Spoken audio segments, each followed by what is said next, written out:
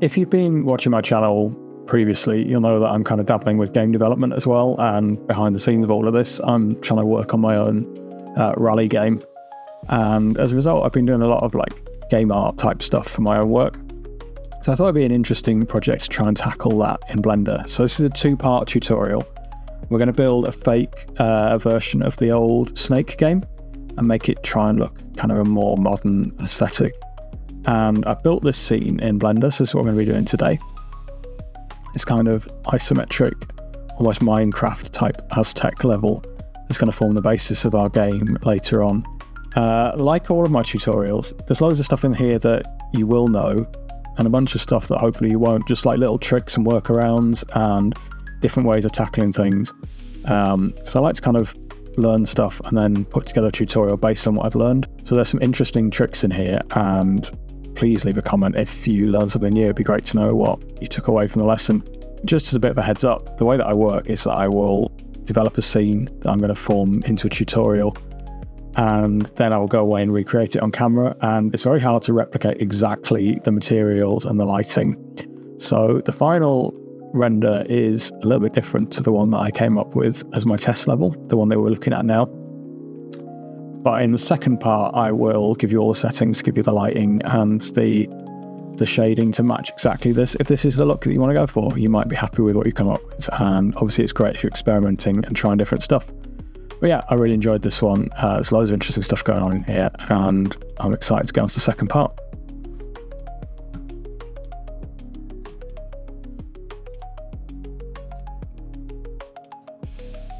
So the good news is I've worked out how to make the Blender interface much bigger for recording, because I work on a giant 4K screen. I don't know. And when it was downsampled to YouTube, it was really hard to make out some of the interface stuff. So apologies for that. Mistakes were made, lessons were learned. And we're just going to set up some render options before we go any further. So over to the render tab, and we're going to make sure that we're in Eevee, which is not a renderer that I normally use, but because we're doing kind of game art stuff, it's a much more real-time engine, and you can get some really nice results. We're just going to turn on this button that says ray tracing. No idea why it's not on by default. And under fast GI approximation, we're just going to expand that out. We're going to change that to ambient occlusion. And for now, we're not going to really see the results of that, but that's okay. And for the first time in history, we're going to keep the default cube. But I think I'm going to delete this light, so we select it and hit delete. And the other thing I want to do is I want to move this pivot point, the origin point, to the bottom of the cube. So the easiest way to do that is to go tab into edit mode, select the face, and then making sure that you've got the face select up here selected, and then press Shift and S, cursor to selected, so it snaps to the bottom, tab out, and then go to Object, Set Origin to 3D Cursor. So now if I set the location, we can move it up on, so it snaps onto the center of our world. And I'm also just going to set the scale to 1. So the way to select all of these boxes at the same time is to hold Shift and drag down, and then type in the new value of 1. So now the cube is the same size as our grid. Okay, and then we're going to make a very simple edit. So we're going to tab in, set the top face, going to hit I to inset. Just crunch the form over there. Let's pick that up. So we're going to hit I to inset, and then I'm going to hit E to extrude up. We're just going to make a little sort of tile like that. And now we want to make 100 of these. So obviously we could shift and duplicate, but we're clearly not going to do that. So we're going to use the array modifier. And I want to go along the x-axis, so we're going to change that to -1 and set our count to 10. And now we're going to do the same thing going along. So we're going to make a second array, and then we're going to change the value here to the y-axis, and now it's duplicating everything in that row, so we can then dial this up to 10. So there you go, 100 boxes. And I just want to move this back so that it sits back in the center. So if we move this on the Y, we want it to be at -5. And then same on the X, I think that's going to be +5. Yeah, there we go. So we're kind of roughly in the center. And because it's an array, if I make any changes to any of these objects, it's going to replicate, which maybe that's what you want, but I don't want it for this. So we're going to apply our array now. and then we're going to tab into edit mode, hit A to select everything, and then press P. And so you'll see now that we have 100 objects in our hierarchy, which is a little bit intimidating. So we're going to group them all into a section. So making sure you're in object mode rather than edit, hit the M key, and then choose new collection. We can call this floor tiles. And we can hide that. We can compress that group. And if we want to select all of these now, if we right click and choose select objects, it'll pick up the whole group. Okay, so what I want to do now is I want to add a little bit of like, not distortion, but I want to just tweak these slightly so they're not so uniform. So we're going to select, we're going to right click on here and choose select objects, and then tab into edit mode. So it's going to let us edit all 100 of these at the same time. And then I'm going to choose the face select up here, and then choose select similar coplanar. So it's going to pick everything that's on the same plane. And then we're going to hit Shift and H to hide all of our other cubes, because I just wanted to distort these parts. So you'll see what I'm doing in a second. So if I move this, that's great, but I don't want to go through and do all of these by hand. So up here we have our, I don't know what the phrase for it is, proportional editing or so. And we're going to change this to random. I'm just going to click a dot in the center, and you'll see if I move it, everything around it kind of moves in a random direction too. And if I then use the mouse wheel to enlarge it, I can just kind of move it out like this. So we're just going to make it big and then just put a very slight variation in. And then if I hit Alt and H to unhide, you'll see that we've just got these kind of slightly uneven floor tiles. Something I should have done before, but we'll do it at this point. Let's tab into our... Oh, we'll keep it in this mode for now. We're going to add a modifier, and we're going to just put in a bevel modifier. And if we just zoom in, you can see the edges are looking a bit crunchy. So we'll go to geometry, turn off clamp overlap, and we're just going to move this down. So it's a very slight bevel, so the edges are crushing into each other. And we'll bump that up to 2. And now we need to apply this bevel to everything else. So same trick, we're going to right click and choose select objects, and then it's actually already selected this lead object, but we want it to be this one highlighted in yellow, and then hit Control and L to link, and we're going to copy the modifiers, and boom, everything starts looking a lot nicer. I love the way this face is kind of passing through, so we're just going to tweak a couple of these by hand, see if there's anything weird going on.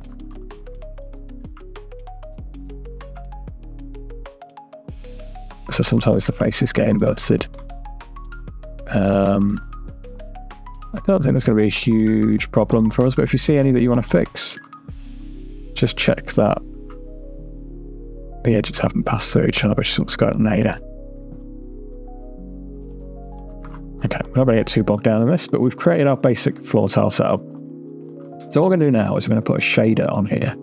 So if we go into shader mode, and then choose the material button, I'm going to make a new material. So I'm just going to delete this one to make sure we're making a new one. I'm going to call this floor tile. So if we put a base color in now, let's go for like a terracotta-y type color, because we're building a kind of Aztec temple. Something like that. Maybe we'll reduce saturation, doesn't matter too much at this point. Darken up a little bit. Okay, something like that. And then we're going to do the same thing that we did with the modifiers with the material. So right click, select objects. Oops, wrong button. So shift click on the one, Control L, and then link materials. One of the advantages of breaking these out is we can actually randomize the material slightly as well. So this is something that I use in a lot of work. So we're going to go over here and we're going to hit Shift and A, so that if you haven't used the material shader before, we're using a node-based setup. So we're going to go Shift and A, and we're going to search for object info. And the value we want here is the one called random. This is also a good point to make sure that you've got the node wrangler installed. I think it's default now in Blender, but go to preferences and add-ons, and then just check that you've got node wrangler in there enabled. And if you haven't, have a search in extensions and see if, I don't think you can actually add it manually now. I think it's installed by default. There's plenty of tutorials on how to install it if it isn't there. Okay, so if we now can drag random into our base color, you'll see what it does. So it's randomly giving each object a different value between 0 and 1. And we can use that to set the color of the tiles. So if we disconnect the base color, and then hit Shift and A and make a color ramp, and then plug this into the factor and the color into the base color. So we'll essentially end up with the same thing at the moment. What we can do is we can change these colors. So let's give this a kind of, let's try and make a brown, and then maybe we'll make this one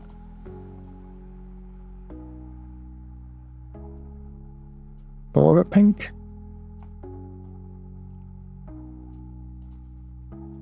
And we can actually dial in like a... We'll play around with this, but that gives us something interesting, I think. So we can add in points to our gradient. So again, there's no right or wrong answer here. It's whatever you're trying to achieve with... I really like that brown now. No. Okay. So already things are starting to look a bit more interesting. And I think before we go any further, let's have a look at our lighting, because you don't want to go too far in with your shading if you're not using the final lighting. So this is the one plugin that we're going to use for this tutorial, and I use it for pretty much everything. It's called Easy HDRI. So it's just a case of going to the website, giving it a Google. I will link to it in the description, and then dragging the zip file into Blender and hitting install, and then it'll pop up on this side.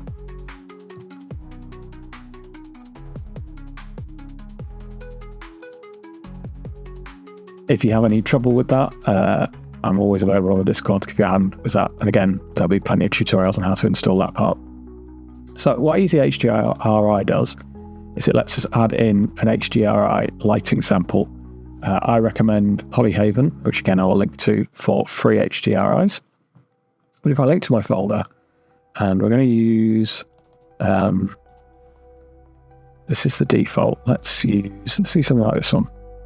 And then hit Create World Nodes. You don't want to see anything happen until we shift into this mode. And I don't want to see the HDRI, so we're going to turn that off. So that is done by going to the printer button. No, it's not. It's done by going to the camera button, the render settings, and selecting transparent. And it's subtle, but you can see we've got like more of a natural soft light. Okay, so this should give us a bit more to work with. So what I want to do now is go back to our shading tab, and I want to do the same trick with the roughness of the object. So I don't want it to be uniform. So if we turn it down, we've got super shiny, and if we turn it up, we've got super matte, and I want somewhere in between. So we're going to make a noise texture. And if we Control Shift to click on this, you can see what's going on. So at the moment, everything is repeated exactly the same on every tile, which we don't want, but we will fix that shortly. So if I dial down the scale, and I want this kind of like rough, sort of dirty text, something like that. And we're then going to put it into a color ramp. Shift and A to add the color ramp in. And then we're going to hook that up to the roughness. And Control Shift click back on our principal BDSF. So you can see now we've got like a little bit of texture going on. If we Control Shift lets me preview the nodes. So I'm going to Control Shift on the color ramp, and if we just pull this way, we can adjust the contrast. So when it's black, it's going to be pure reflection, and when it's white, it's going to be pure matte. So we can just see like the way it catches the light there. It looks really nice, gives it that kind of like terracotta ceramic tile feel. Nice. So what I want to do now is make that not uniform, because if I Control Shift on this again, you can see it's exactly the same pattern. So we're going to hover over the noise texture. We'll click on the noise texture, in fact, and then hit Control and T. And nothing's going to change, but it's going to bring in our texture coordinates. And here, if I move the location, we can move the texture about. So what I can do is then take our random value and just drop it in there. And suddenly our texture is not uniform. And we could do the same on the scale, and we can do the same on the rotation, and just really mix up the randomness. So maybe the scale is throwing things off. I don't mind it though. It's quite nice to have like some really non-reflective ones. So if we now Control-Shift click back on our principal BDSF, have a look. Again, it's kind of subtle, but we've now got non-uniform reflections going on. So, off to a good start. And here it is with our actual lighting on. There's one more thing that I'd like to do before we finish up with these tiles for now. And let's actually put it into the proper lighting mode, I forgot to do that. So there's another node that I want to use called the Ambient Occlusion node. So search Shift and A and then type in Ambient Occlusion. And if I Control Shift on this, there's not a lot going on at the moment. But if I put in a color ramp and then drag the slider, you can see that where there is shadow, where things are being occluded, it's darker. If I change this to inside and then pull it back, we can kind of get these edges. And I like to use these, just add a little bit of like a gamery texture feel to it, make it feel a little bit more hand painted.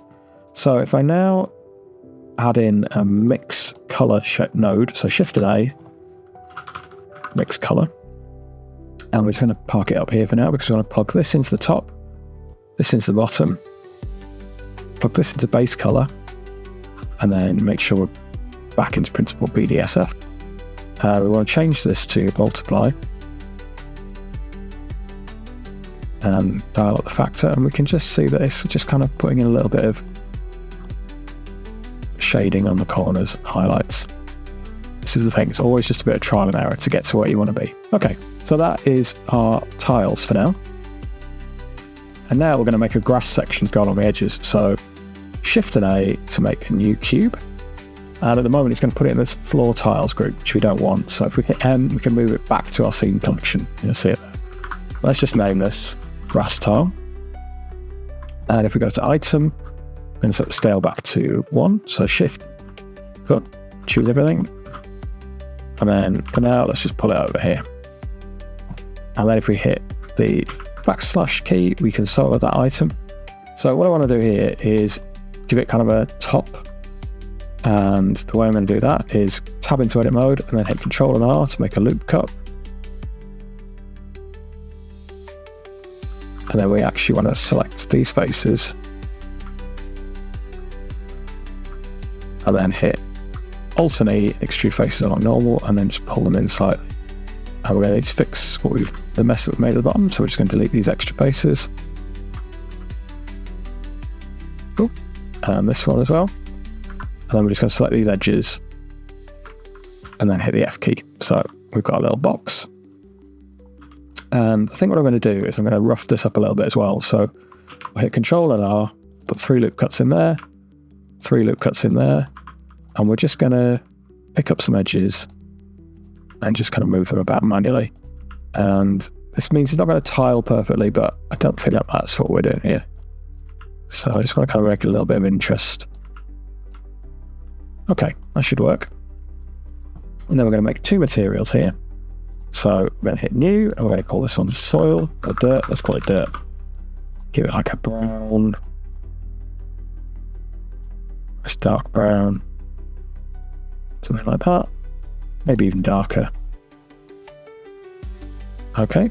And then we're going to click the plus button and make another material.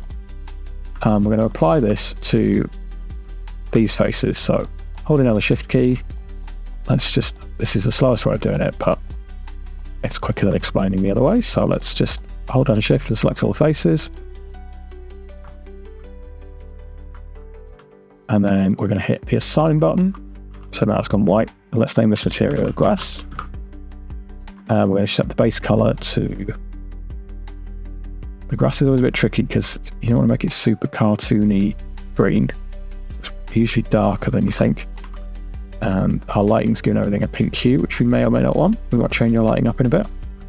Okay, so let's tab out of that. And then we are going to position this in the correct space. So at the moment, it's off on the Z-axis. We also need to set our center point down to the bottom. So if we select these 4 faces and then hit Shift and S, cursor to selected, object, set origins 3D cursor. And then we can set the Z, the height, back to 0. And then we know that this is going to be, it's going to be 5. Yeah. So snaps to there on 5. And then we also want to move this to, let's say, it's -4.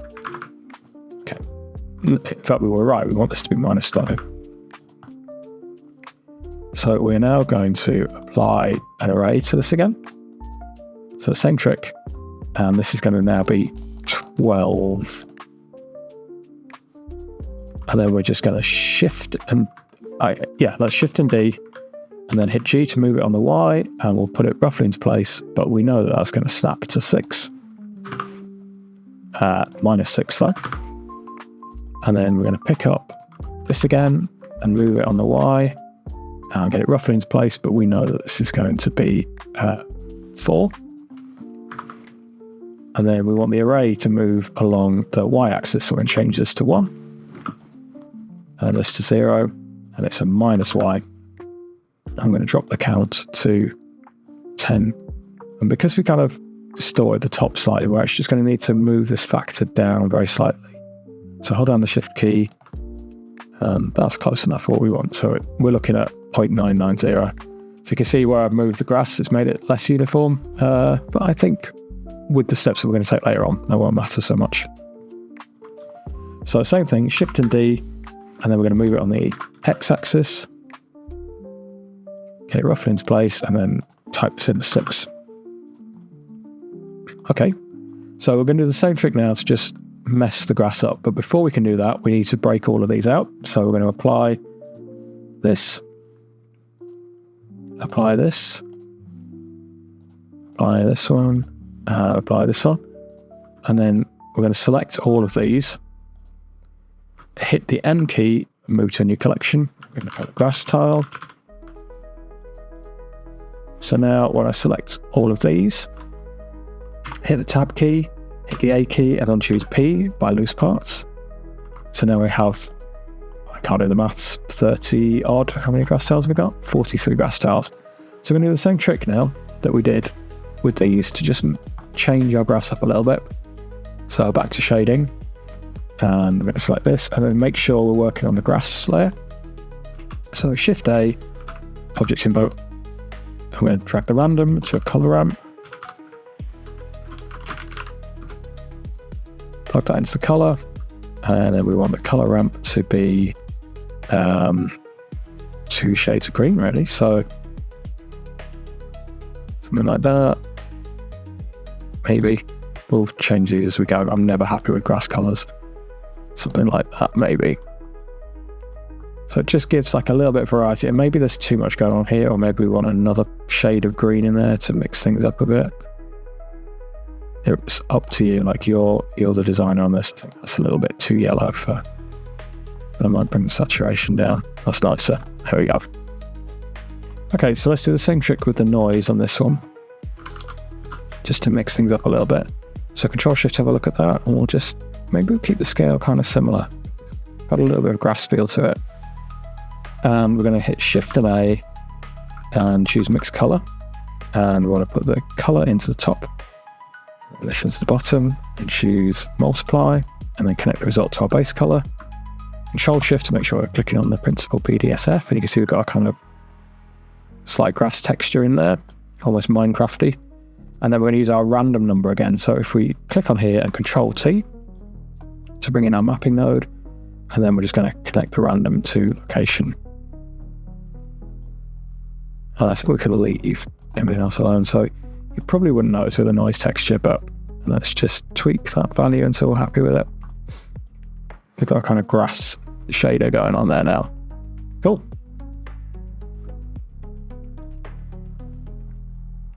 Okay, so I'm going to work on the lighting because I'm not happy with how this is looking at the moment. So let's turn the sky strength down to say 0.2. And then we're going to add in sunlight. So search, Shift A, search for your sun, and we'll bring this up. And then I'm going to rotate it until I get interesting lighting. I kind of like something like that. And then just dial up the strength. So now when we rotate around, it picks up interesting highlights. It's looking much better.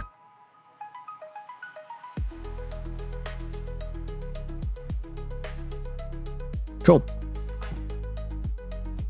Let's just see if any other HDRIs work better for me.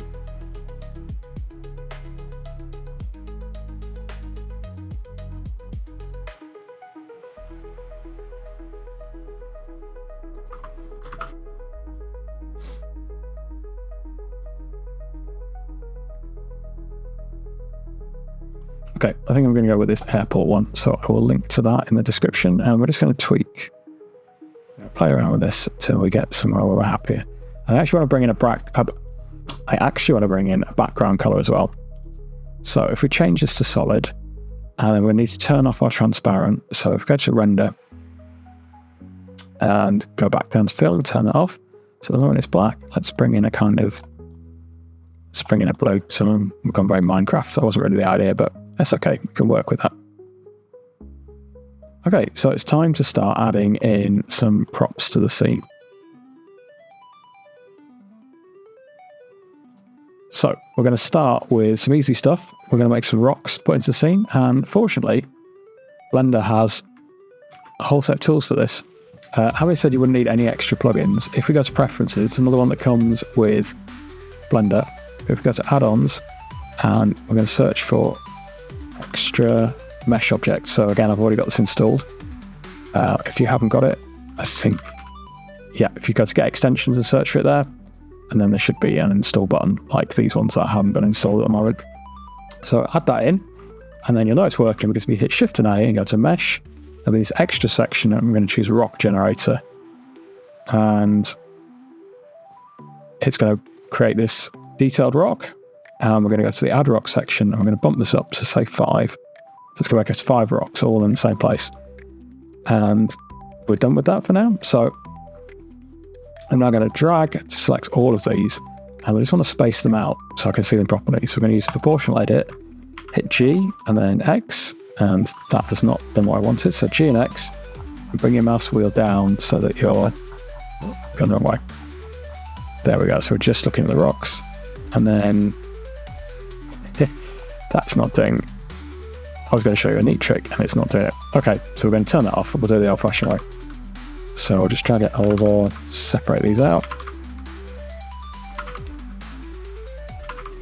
So obviously these are way too high poly for what we want. So we're going to take the first one and look at all these modifiers. So we don't want any of these. So we're going to go to Object, Convert to Mesh, and it's going to apply everything in one go. So we now need to do that on all of these. And a little shortcut in Blender to repeat the last action is Shift and R.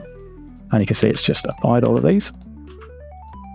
And now we want to reduce this to low poly. So if we go to Add Modifier, Search, choose Decimate, I'm going to bring this right down, maybe to even 0.9. And things are still kind of soft at the moment.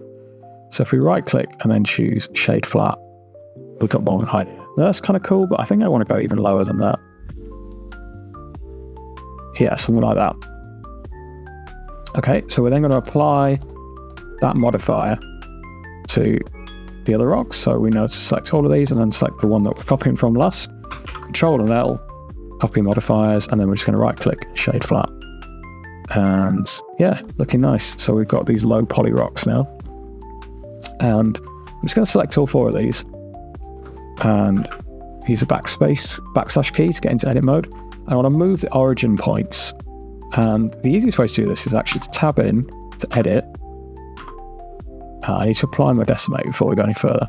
Okay, so we know how to do that. So we're just going to hit the apply button. I'm just going to work our way across.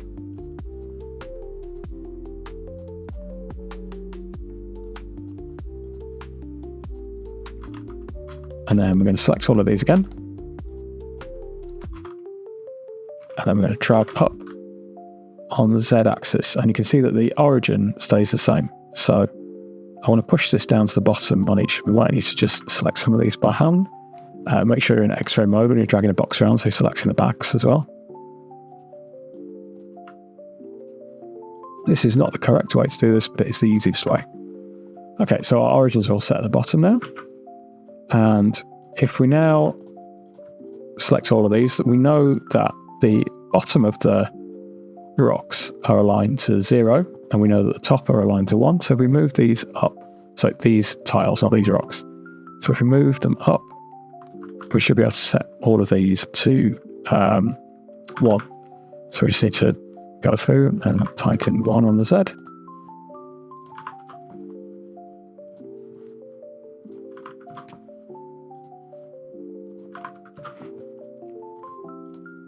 And we're just going to select all these now.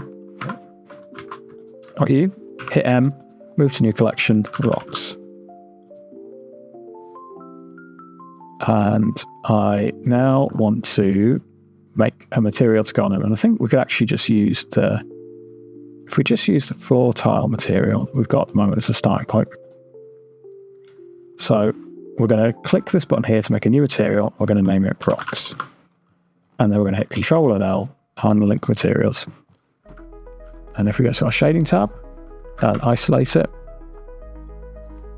So let's start with the colors. So I like to use between grey and blue.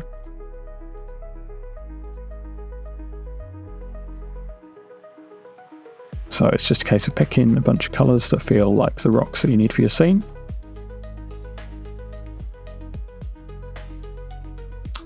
Let's have a look at our ambient occlusion here, because I want to use this quite heavily. So we're going to turn the distance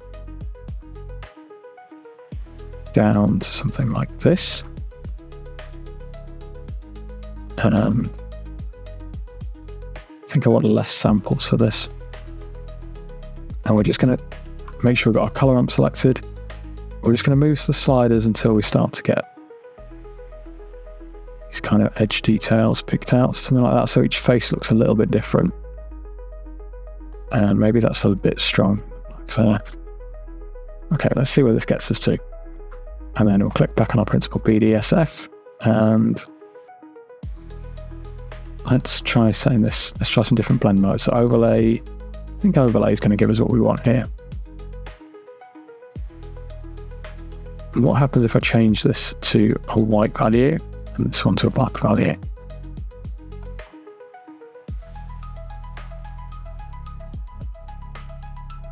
There's a bit of trial and error to get to where we want now.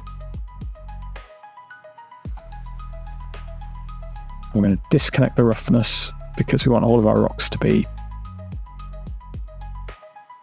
the same. Okay. I think that's looking nice.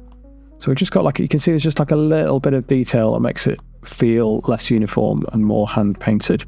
So we can actually just drag a box around these and delete them. And then tab back into our main view. So let's go back to our layout view, and then we're just going to place these by hand. So if we switch the top camera now, and I'm just going to shift D, and we can scale and rotate, and we're just trying to create just some interesting placement of stuff. I just use shift D rather than straight drag because I might want to use these again elsewhere. And we're just going to check that everything's sit on the right axis. Yeah, nice. And if you hit the R key twice, you get more of a free rotate, so you can mix these up. Because we want to make as few assets as possible and make them work hard for us.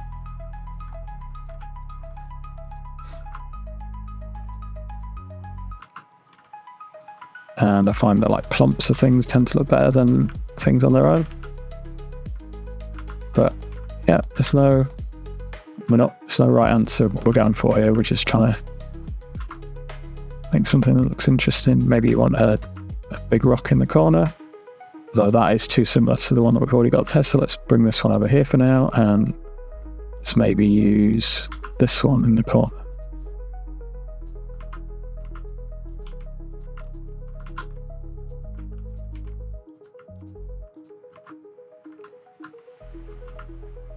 Okay, I think that should do for what we're doing.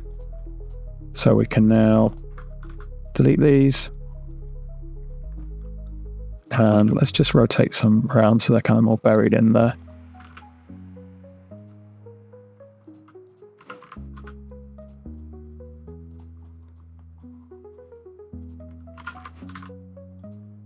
It's hanging off the edge, so it's just kind of tweaking and refining as you go. We can actually push this kind of through, so that's going on likewise here. Cool. So now I want to build a kind of temple, and another nice easy project to do here. So let's just select this face, Shift and S, snap a cursor there, and then we're going to hit Shift and A and make a cylinder. And let's set this to 8 and scale it down, and then we're going to scale it up. And honestly, we're halfway there with this. I think it's kind of already looking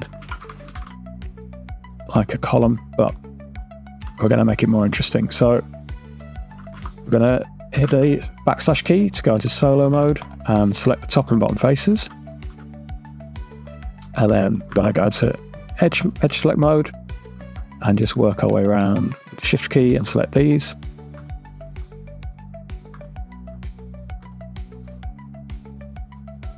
And we're going to bevel this edge.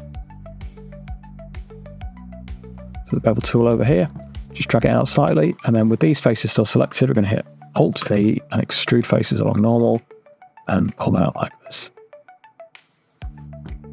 And then we are going to select this edge, so Shift Alt click on this edge here, so select everything and then hit the F key. And we don't need to do it at the bottom because it makes more faces than we need. So if we tab out, and what I actually want to do is duplicate this 4 times. So Shift and D, and then just hit the Y key to move it along.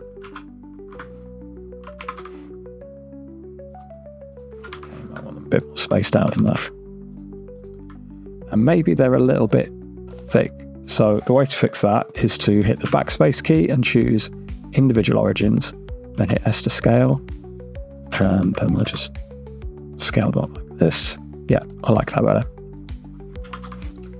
And again, I don't want them to be as uniform as they are. So when select the first one, I'm just going to put a couple of loop cuts in. And then with X-ray mode still selected, we can drag around here. And we're just going to put like slightest little variations in there just to kind of catch the light in a more interesting way. And so maybe this one just changes at the top. And like maybe it's got a slight twist in it. It could be interesting. So R to rotate it around like that. You know, these are ancient columns. We're going to tackle this one last because we're going to do something more interesting with that. So I quite like what the twist does. Just hitting R, rotating slightly. It's just added a little bit of interest in there. And let's apply our material. So we'll use the rocks one for now. So we'll select that and then hit Control, link materials. And then we're going to hit this button and change it to sandstone. So if just wondering why it's because it's got a random color applied to it. That's why. So let's just make sure that everything is using the same material. So we just made this new sandstone material. Except I've changed the name of one of the rocks. Sometimes I'm not very smart. So we're going to change this back to rocks. And I'm going to duplicate this material. There we go. So I'm going to call this one sandstone. And select these 4, and then this one last again, link materials. So nothing's going to change, but if we click on them, you can see they've all got the sandstone material now. So go to our shading, and I think I just want to use a flat color for this. You can see we've got that subtle ambient occlusion going on, which looks nice. So we can just change the one in here and make it more of that kind of shade. Looks a little bit green at the moment.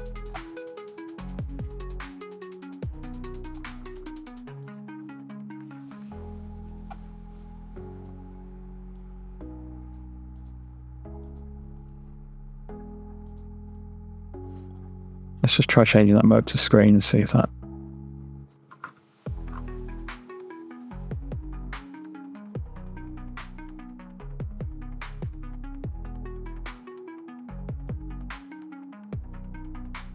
Just going to change this distance value. That's more what I want to get. So something like that.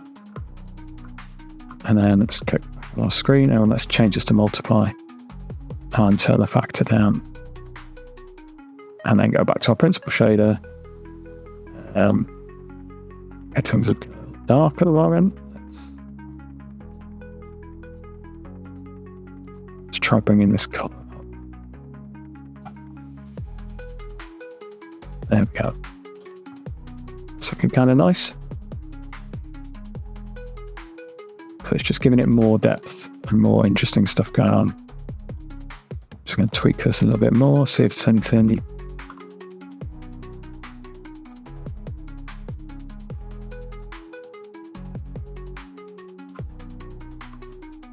Okay, I think that's going to work for us.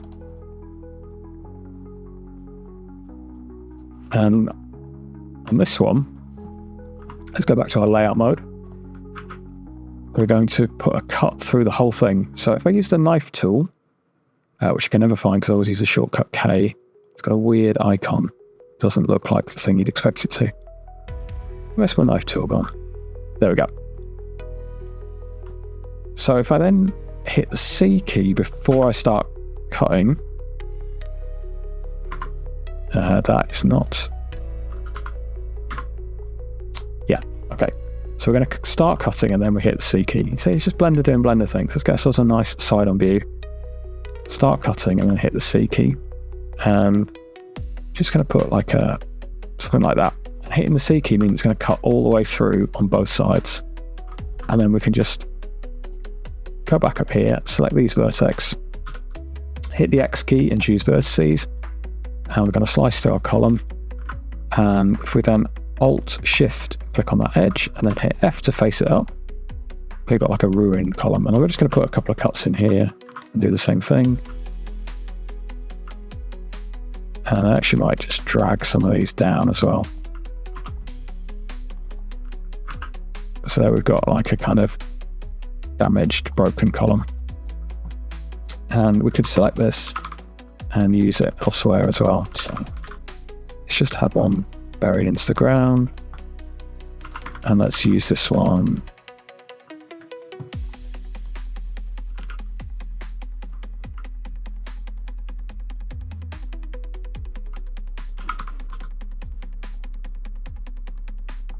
Okay, so we now want something on top of these ruins. So let's select this face at the top and hit Shift and S, cursor selected, and then make a cube. And I'm going to scale that down and then scale it across.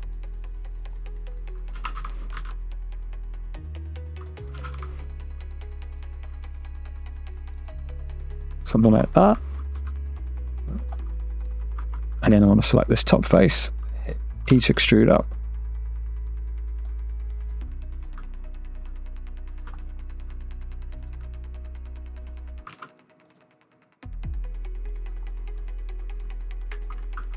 And let's just select both of these, scale under Y. Why does that want to move? Okay, we'll do each one by hand. That should have worked. I don't know what was going on there. Okay, so we've got kind of a top to this, and then I just want to start chipping away at it. So we'll apply the material first. So it should be sandstone 1. And let's select this vertex here, and then use the bevel tool. And nothing will happen when you drag it up to start with. And we change the vertices, and we can just kind of taper the edge here. And you can see we've got a cut. And before we go any further, I actually want to apply the scale because it can cause some issues with beveling. So we'll apply that. And then if we do the same on this corner, we should get more of a, yeah, something more like that.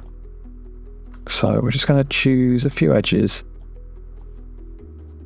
pull them like that.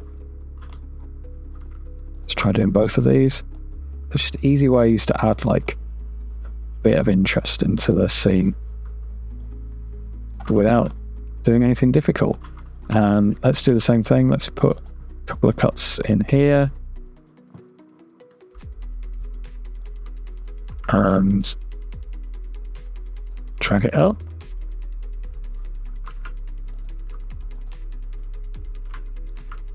So just moving vertices around, making cuts where we think things look interesting.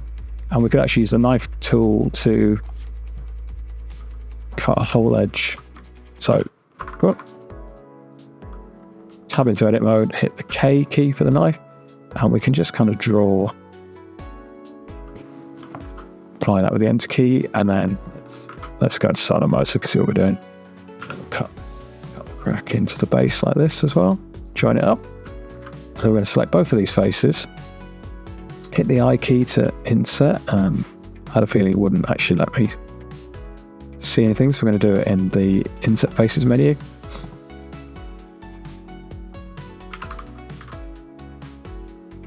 And then we're going to pull it up, scale it down, kind of wiggle it about.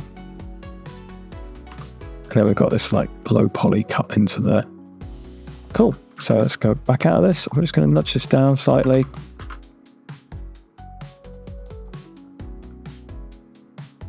Looking nice. And I realised that we haven't saved at any point, so we should definitely do that because Blender crashes a lot. So this is a good point to save. Okay, so I'm just going to change my HDRI again because I'm not a huge fan of how that's looking. This is unfortunately the nature of Blender. I will link to all of the ones I've used because I appreciate I've sent you on a bit of a strange direction here. It's just the nature of working out these things as you go. But I want to position the light something like that. So if you want to copy these settings, the rotation is 421, 39, 307. It's something more like that. It looks a little bit more dramatic. And we're going to do something to make the light look much better soon. I'm just going to tweak some of these rocks as well. Some of these rocks are giant in comparison to my temple.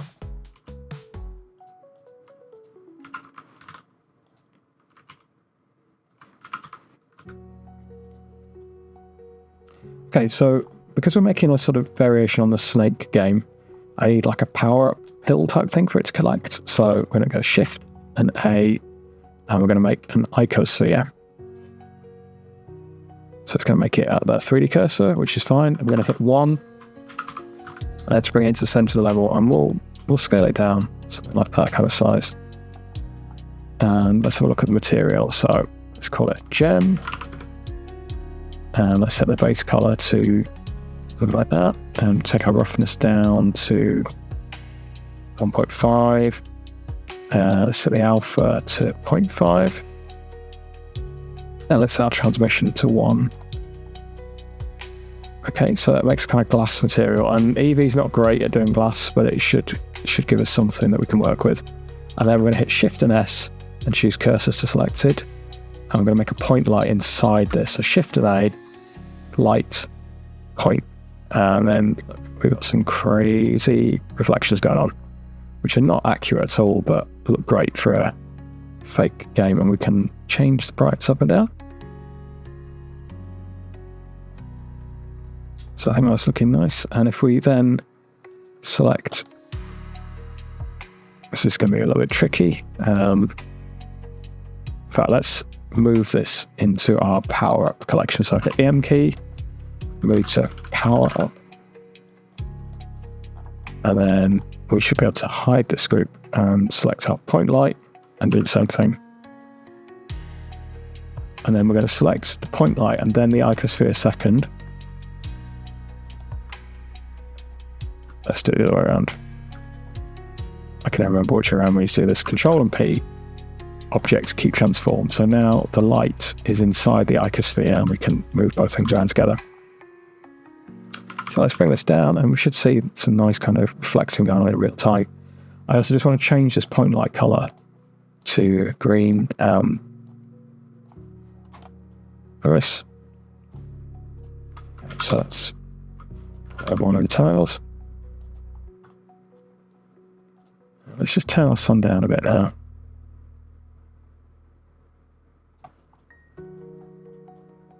And whilst we're here, let's make a second one. So we can make sure we've selected the parent, hit Shift and D, and I'll just see, rookie mistake here, because just because you selected the parent doesn't mean it's selected the children as well. So I'm going to shift click all of them, Shift and D, move along, and let's make a new gem material, and we'll change this to purple, and we're going to change our light as well. Lights don't have material, so you don't need to change it in the same way. But we can just, cool, looking nice. So things got a bit more atmospheric now. Now let's really increase that atmosphere. So we're going to put some volumetrics in, which should make a big difference to how everything looks. So we're going to go Shift and A, mesh and cube. I'm going to make a cube that covers the whole level. And we're just going to move this into our scene collection. We're going to do a bit of tidying up in a minute. We're going to hit F2 and rename this volume cube. Exciting name. Then we're going to go to shading, and everything's going to look a bit weird. So just make sure that we've got our volume cube selected. And we're going to view. We have no material on it, that's why. Okay, so we're going to hit the new button, and then hit Shift and A and choose volume scatter. We don't need this principal BDSF, and everything goes black. And then we just connect the volume to the volume here. So what is going on? We need to move our camera inside, and you can see now we've got fog. We've got a lot of fog. So we're going to take the density down really low. So let's try 0.1 for now. And let's set this to like 0.75. And now we've got a mysterious level. I think this is still too thick. So let's try 0.002, something like that. And you can just kind of get a hint of what's going on. So you can see where the sun source is. And we're actually going to make another light that we're going to have shining through the temple, which should give even more of an effect. But I really love putting volume in things. It just makes such a difference. So yeah, now we've got kind of fog and lighting and much cooler stuff going on. So let's make an area light as well. So Shift and A, light, area. I'm going to pull this to the back and rotate it. And then we're going to dial up the power quite a bit, and you should see kind of rays being cast through the temple.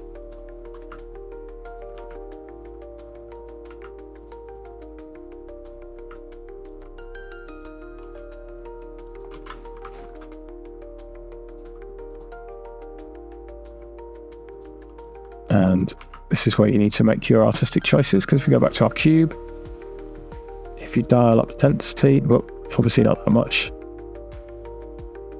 like you can really change the feel of the scene again, depending on the, and I don't even know what this word is, anisotropy, who knows what it means, what it does. So a lower value gives more contrast. So yeah, it's just a case of getting these values to create the look that you want. Maybe it's a really moody set at night kind of game. There's something kind of cool about that. As a, suppose we'll split the difference and go, yeah, I like that. Cool, so we're nearly done with this. There's a couple of little bonus little tweaks I want to make to make things even more interesting. And then in the next chapter, the next lesson, we will make our snake and all the game elements. Okay, so we're going to go back into layout mode. And the first thing I want to do is we're going to select all of our floor tile. So select objects. And then we're also going to shift click on here. Nope, that didn't work. Oh, it's been a long day. Okay, let's just work on the floor tiles, but before we do that, we need to, you're going to have a lot of headaches if you don't hide your cube when you're working, because it is encompassing everything in the scene. So we're just going to select these and we're going to move these into a new group.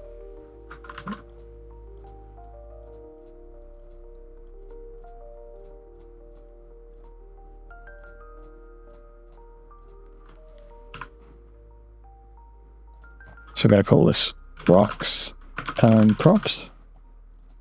So our power-ups are already in their own group. So just check this is working. Yep, we turn those off. And then let's put our lights in a group. And our camera, let's put it in its own.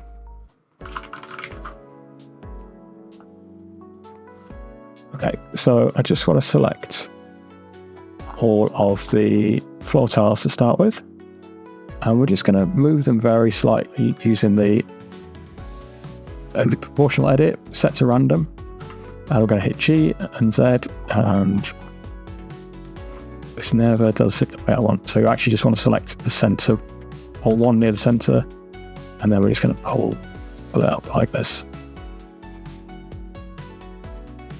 And let's see if we can do the same with the grass. Just very, very slight variations. Just makes things look more interesting and dynamic, I think.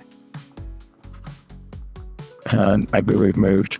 Make sure you turn off proportional editing before you make any further changes, otherwise things can get a bit crazy. So there we go, nice. I'm going to do a little fancy trick with the tiles just to add a little bit more interest. So you're going to need an image that I will link to. So we're going to select one tile to work on for now. And we're going to go to UV editing mode. And we're going to use the backspace key to to make sure we're editing just the one. And we're going to flip our camera to the top view and then hit A. And we're going to go UV, project from view. And then we're going to take this box and scale it out. So I went a bit fast there, so I'm going to drag around there, hit the S key and just scale around so that it fills the space. And then if we go into shading, we're just going to solo that item again, so still the backslash key. And we're going to bring in an image texture, so Shift and A, search image texture. And I have this Aztec tile, which I will upload to the Discord, so you can access that. And if we Control-Shift-click on that node, you can see it's stretched at the size, but that's fine because we're not actually going to be using, that's not going to be particularly visible. So we're going to use this as a bump map. And what we're going to do is connect this to our color ramp. So I use the same techniques over and over again. And we're just going to dial less detail going on, I think. Something like that. And then we're going to hit Shift and A and choose bump. And it's going to connect to normal by default, which we don't want in the height, so we'll disconnect that. And then this normal wants connecting to the normal on our principal shader. And it'll just take a second to compile. And we're just going to turn the strength down a lot. Let's just play with this value again. There we go. Actually, I ruined that for everyone else. So we want that all the way over on this side. Okay, so we just got like a little bit of detail in there. You might decide you want everything low poly and you don't want to do the step, which makes sense. So now we've got the problem. Everything looks crazy. It doesn't look good. I appreciate that. And that is because we have not applied the UV map to everything. Just bear with me on this process because things are going to look worse before they look better. So we're going to right click and select our floor tiles again. Select objects, and then we're going to select this one that we've applied the UV map to. Control and L, and then we're going to copy UV maps. And now everything's running the same UV map. So that looks a lot better, but I don't want it on every object. So what we can do is another trick using this random value. So we know that this randomly generates a number between 0 and 1 with a decimal number. So if we drag this out and we choose less than, and then Control-Shift on that node, so you can now see that every time it's got a value of less than 0.5, it's white, otherwise it's black. So let's dial this down so that it's like 0.25. So only a few tiles. We might even want to go lower than that. Maybe something like that. And then we're going to use that value to multiply the output from the color ramp. And if you multiply something by, this is only going to output a 0 or 1. So if we output the value of 1, there's going to be no bump map. So if it's black, if we output the value of 1, so it's white, there will be a bump map. And if it's black, 0, you will get nothing. So we drag this over and choose math, as us Brits say. Math, you see, can't even say it properly. Set that to multiply, and then we're going to multiply this value by this value and connect that to the height. And then if we go back to our principal shader, it'll take a second to compile. See, some of the tiles have got that texture on, which I think was really cool. You might decide you don't want that for your level, which is also cool. Okay, so the last thing we're going to do is we're going to put a little camera turntable on this, and then we'll call the scene done. So go back to layout, and our 3D cursor, who knows where it is. So we're going to hit Shift and S and go back to the world origin. And what I want to do is make an empty object. So Shift and A, mesh, not mesh, empty, plane axes. I want you to move this up so we can see it. And then if we hit the camera mode, and then go to view, and go camera to view, make sure that's turned on, and we're just going to position this in a kind of nice isometric type view. And what I want to do is rotate the camera around the scene. So the easiest way to do that is to parent the camera to this pivot. So I'm going to call this pivot point, and we're going to hit the M key to move it into camera. And then we are going to select our camera using the control key. So let's select both of those objects, and then we're going to hit Control and P, object keep transform. And now you'll see that if I select this object and go up to item and rotate, absolutely nothing happens. Why does nothing happen? Because I've parented the pivot points to camera, and I left that in to show you the kind of mistakes that people that don't know what they're doing in Blender make. So let's just try again. So I think I just need to move that back into the camera group. I'm going to leave that in because I think it's worth showing the mistakes. So we're going to select the empty second. So the empty should be highlighted in the brighter yellow, and then we then hit Control P, keep transform. And now if we rotate the empty, and we're going to rotate on Z, we can control the turntable, and we can still move the camera independently. So I actually want to move the camera a little bit so it's better centered in the scene.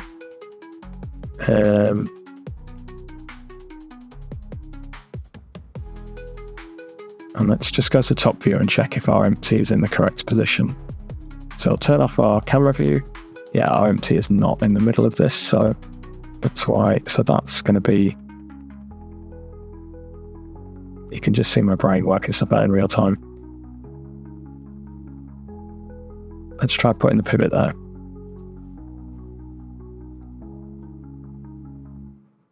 Yeah, close enough, I think. So the last thing to do is keyframe this animation. So let's make our animation 500 frames long. So you can just change that down here. You can also change it in the output settings and just in the end part here. So we're going to set the rotation to 0.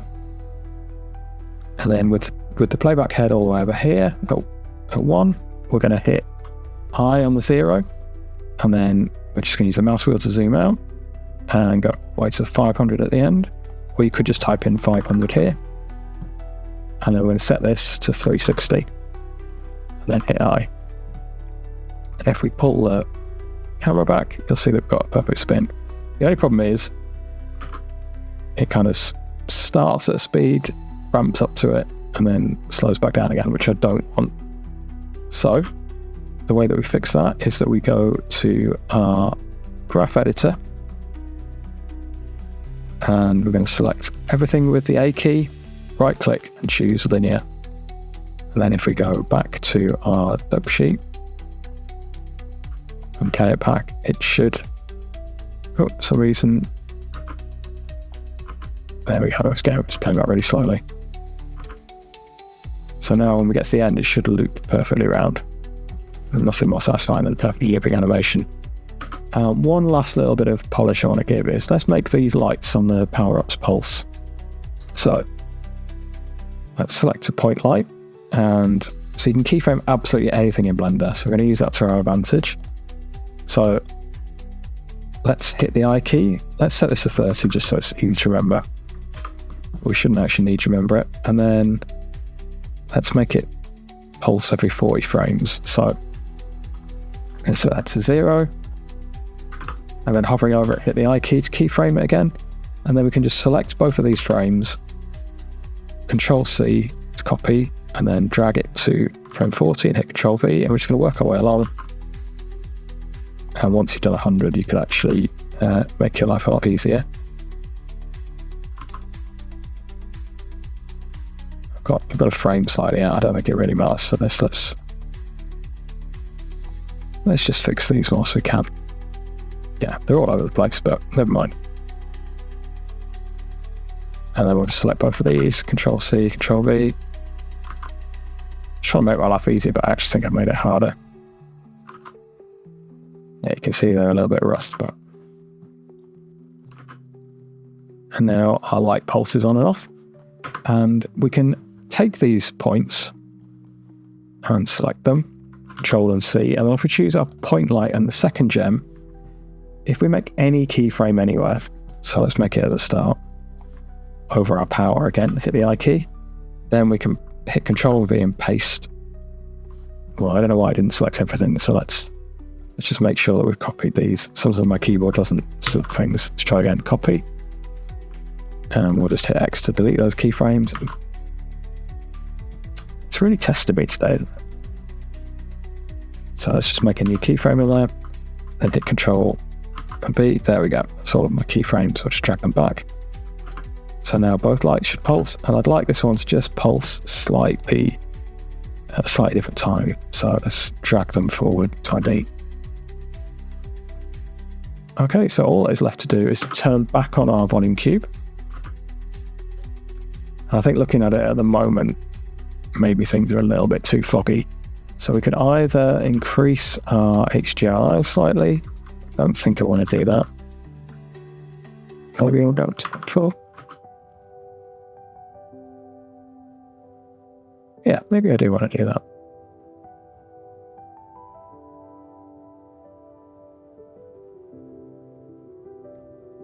And I might just zoom the camera out slightly. So just position it like that. There we go, I think we're looking nice. We're in a good place to start the next lesson.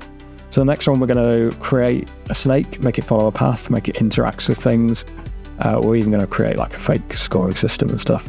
So it should be an interesting one. And don't forget to subscribe if you want to see the next lesson, because I'm only a small channel. Subscriptions really help me, they keep me motivated, but also it means you'll definitely see it. Okay, so we're just going to do the final render. So because we're using EV, which is super fast, we can bump this up to 4K. So that's up to 200%. Let's up our frame rate. Let's see what. So 60 frames, it's running too fast for my taste. Let's put it to 30. If you wanted it at 60 frames a second, you would just double the length of all the keyframes that we've put in. And final thing is to set our output folder somewhere.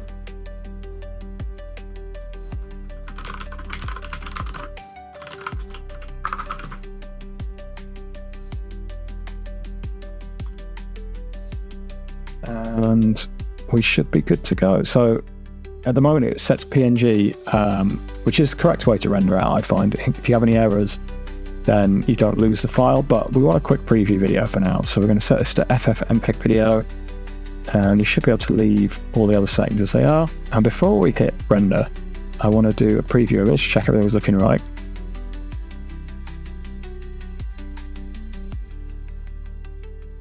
Okay, there's one final bit of polish we can add to this actually before we render it out.